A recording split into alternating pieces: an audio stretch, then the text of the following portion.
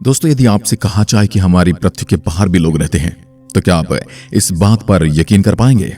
दोस्तों, आपको भी अब तक यही लगता होगा कि हम इंसानों के लिए पृथ्वी ही एक ऐसी जगह है जहां पर हम जीवित रह सकते हैं। लेकिन क्या आप जानते हैं, पृथ्वी के बाहर यानी अंतरिक्ष में भी हमारे रहने के लिए एक जगह है जहां पर हम सुरक्षित रह सकते हैं। और ये कहना गलत नहीं होगा, हम वहां कई सालों से रह भी रहे हैं। ज्यादा हैरान मत होइए, क्योंकि ये जगह है इंटरनेशनल स्पेस स्टेशन।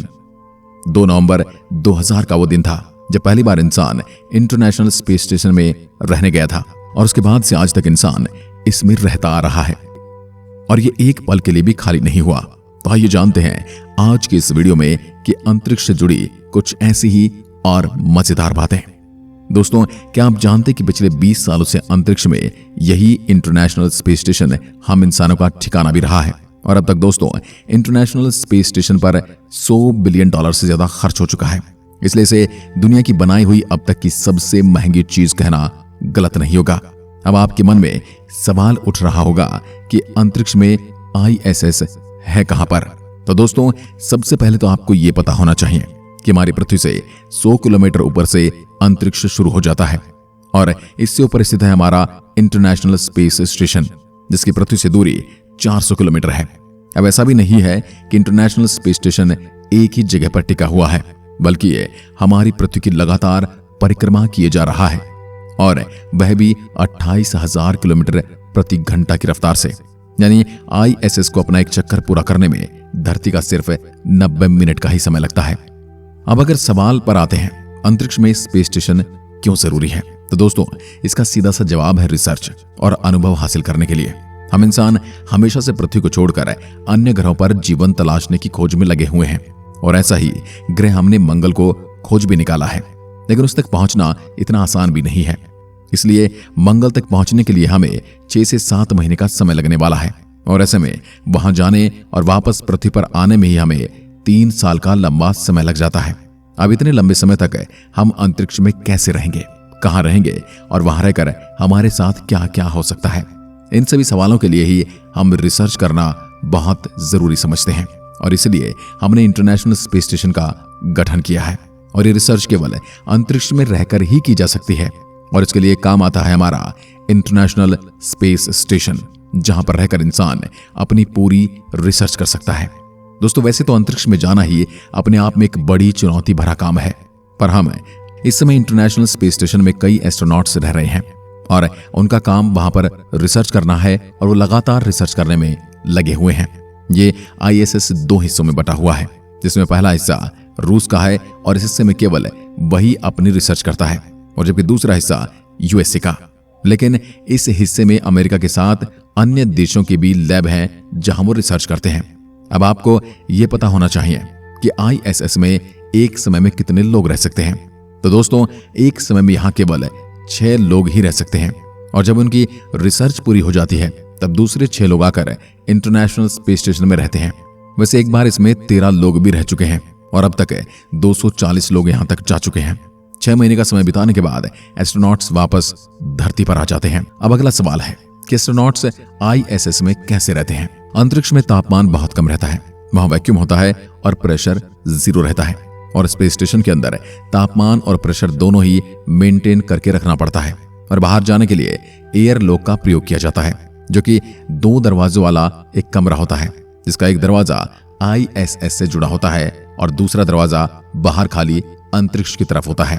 ऐसे में अगर कोई बाहर जाता है तो पहले एयर लॉक में जाएगा, फिर दरवाजा बंद होगा, जिसके बाद वह अपना स्पेस सूट पहनेगा और फिर दूसरा दरवाजा खुलेगा और फिर ये बंद होगा।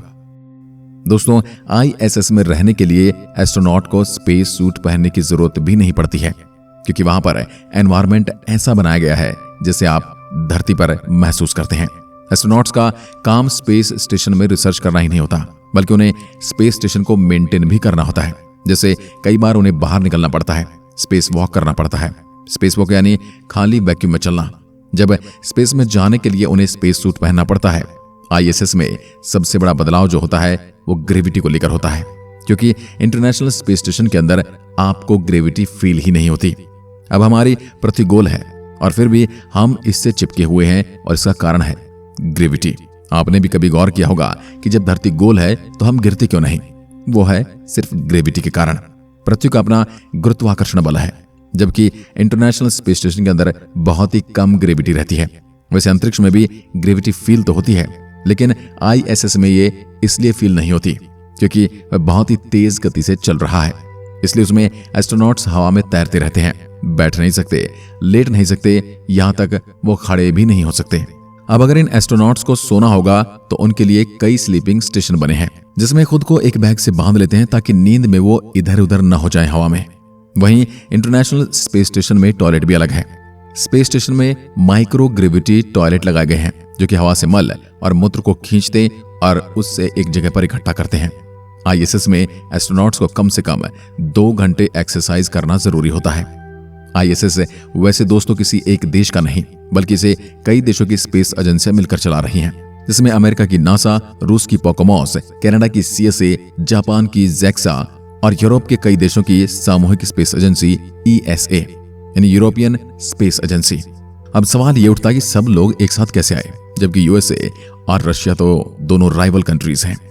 साल 1973 में नासा ने एक स्पेस स्टेशन लॉन्च किया था, जिसका नाम रखा गया स्काईलैब, जिसमें कुछ ही समय तक एस्ट्रोनॉट्स रह पाए थे और फिर वो लौट आए। जिसके बाद स्काईलैब पृथ्वी की तरफ आने लगा और 1979 में स्काईलैब पृथ्वी के वायुमंडल तक पहुंच गया, जहां वो क्रैश हो गया। इसके बाद अमेरिकन राष्ट्रपति ने 1984 में एक स्पेस स्टेशन का ऐलान कर दिया, जिसका नाम रखा गया फ्रीडम स्टेशन का डिजाइन तो तैयार किया गया, लेकिन ये बना नहीं था। इसको बनाने में बहुत ही ज्यादा खर्च आने वाला था और कोई एक देश इसे अकेला नहीं बना सकता था। 1991 में जब अमेरिका और सोवियत रूस का शीत युद्ध खत्म हुआ, तब अंतर्राष्ट्रीय सहयोग से एक स्पेस स्टेशन लॉन्च करने की बात कही गई। इंटरनेशनल स्पेस स्टेशन में 15 देशों की हिस्सेदारी है, जिसमें अमेरिका, रूस, जापान, कनाडा, यूरोपीय स्पेस एजेंसी के 11 देश शामिल हैं। दोस्तों, क्या आप जानते हैं आप इंटरनेशनल स्पेस स्टेशन को पृथ्वी से भी देख सकते हैं, क्योंकि एक फुटबॉल के मैदान जितना बड़ा है। हालांकि ये पहले से इतना बड़ा नहीं था, बल्कि इसे अंतरिक्ष में रहकर ही जोड़ा गया है, जिसमें काफी ज्यादा समय लगा था। और जैसे हमारे घरों में कमरे होते हैं, वैसे ही इंटरनेशनल स्पेस स्टेशन में कई मॉड्यूल हैं जिन्हें जोड़कर इसे बड़ा किया गया है। 20 नवंबर 1998 को रूस ने ISS का पहला मॉड्यूल लॉन्च किया था और इसके 2 हफ्ते बाद अमेरिका ने एक मॉड्यूल लॉन्च किया था।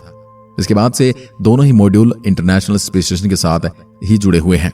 इसके बाद धीरे धीरे दूसरे मॉड्यूल को जोड़कर इंटरनेशनल स्पेस स्टेशन को रहने लायक बनाया गया है। और फिर आया 2 नवंबर 2000 का वो दिन, जब इंसान पहली बार इंटरनेशनल स्पेस स्टेशन में रहने गए थे। इसके बाद से ही इंसानों ने इसे कभी खाली नहीं छोड़ा है। साल 2011 में यह स्पेस स्टेशन पूरी तरह बनकर तैयार हो गया था। दोस्तों, अब इसे स्पेस स्टेशन के जरिए नासा चांद और मंगल तक जाने की प्लानिंग कर रहा है। आज की वीडियो में बस इतना ही। अगर वीडियो पसंद आई तो लाइक कीजिए और ऐसी वीडियोस के लिए चैनल को सब्सक्राइब जरूर करें। धन्यवाद। जय हिंद, जय भारत।